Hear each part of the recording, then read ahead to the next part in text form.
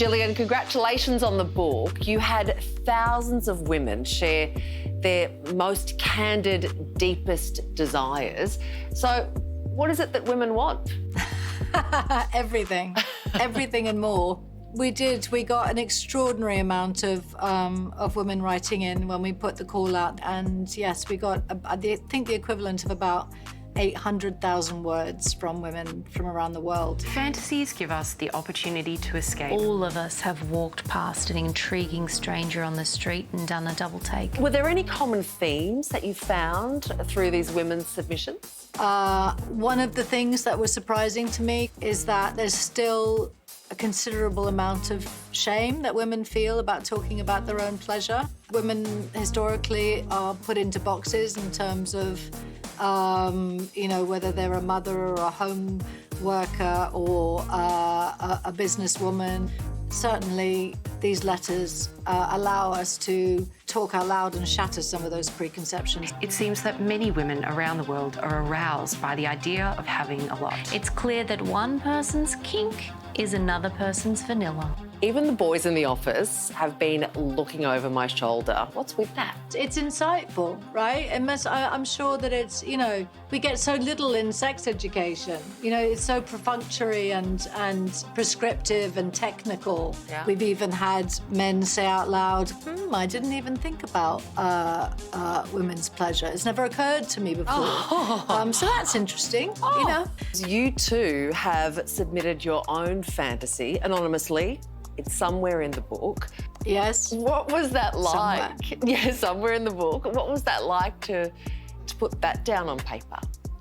Harder than I would have imagined. I'm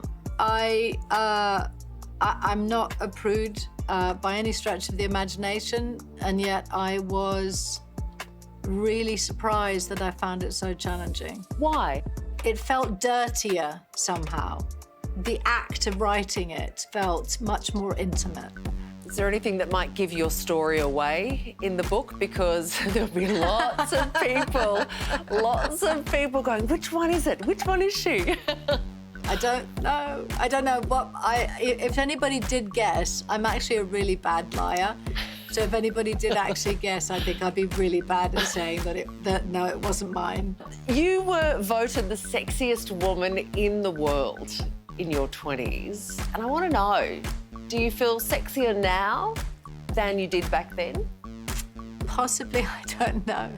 I don't know. What I can say is that back in my 20s, it was the furthest thing from my mind. And, you know, I was raising a young kid and working ridiculous hours and did not feel sexy at all. There's a confidence that comes with getting older, and I think women do tend to feel sexier. Definitely, and I mean, the odd thing is that, you know, happening at the same time that you also feel yourself getting creakier, and you're probably nowhere near that right now. Oh, no, I'm on my way. I'm definitely on my way. To my 40s.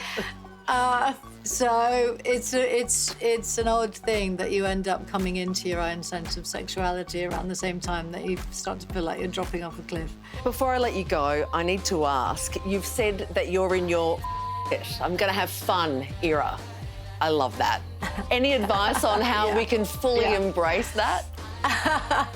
Oh gosh, I know quite a few women who are at a certain time in their life, you know, around mid-50s to 60s, who are really questioning, you know, is this it? Just have fun. Why not? Just have fun, do what you want, start a business, go back to school, go on a journey, go traveling. So many things in life to do. She is so fabulous, and Want is out right now.